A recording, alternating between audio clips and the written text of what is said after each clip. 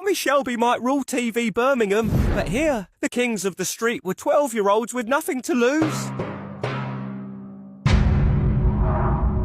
Dawn broke, and I needed shelter. The small heath in the TV show had been gritty and rough, sure, but what I saw around me now, it made the Netflix version look like Five Palm Jumeirah, Dubai. I followed a group of workers to what looked like a housing area. The smell hit me first, a wall of stench so powerful I nearly threw up. Raw sewage flowed openly in the streets. Factory smoke hung so thick it turned the morning sky into permanent dusk. And the people, unwashed bodies packed so tightly together the odour formed its own atmosphere. Looking for a cab, are ya? Got space in the back room. 6 pence a night. 15 others in there, but there's floor by the window if you don't mind the draft. 15 people in one room? I handed over the coins I'd managed to swipe from a drunk the night before. The room was barely bigger than a modern bathroom. Whole families curled together on bare floors. No beds, no privacy. The window wasn't glass but a torn rag covering a hole. A bucket in the corner served as the toilet for everyone. No running water, no sanitation. Just humans stacked like cordwood.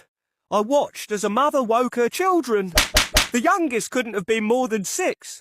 And prepared them for work. Not for school, for work, a 12-hour factory shift. Outside, a child's funeral procession passed by, a tiny coffin carried by the father, the mother sobbing behind.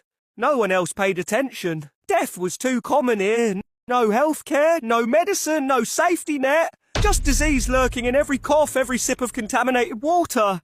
As evening approached, the streets emptied quickly, not because of organised crime or gangland warfare, but because darkness brought out the truly desperate, people willing to kill for a loaf of bread or a pair of shoes.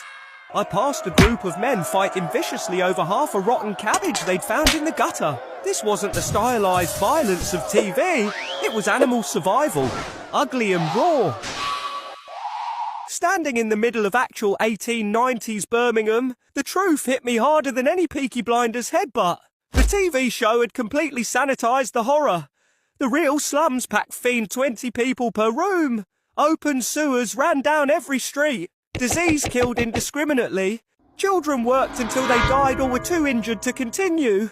In the show, the characters worry about rival gangs and police. In reality, they worried about cholera, starvation, and their 6-year-old not coming home from the factory. Night fell fast, and with it came a new level of danger. I huddled in my corner of the overcrowded room, listening to the sounds of Birmingham after dark, desperate coughs, hungry cries, occasional screams from the street.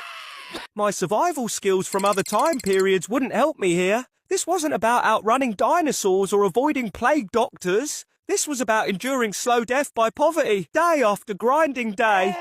Tomorrow I'd need to find work or join one of the street gangs, because in the real Peaky Blinders era, those were the only options. Work until you dropped. Steal until you were caught. Or die in the gutter. The watch on my wrist suddenly sparked, its display glitching wildly. The slums of Birmingham dissolved around me. Stars filled the night sky and ahead 3 robed figures followed a brilliant light. My stomach dropped. Was I about to witness the birth of Jesus Christ?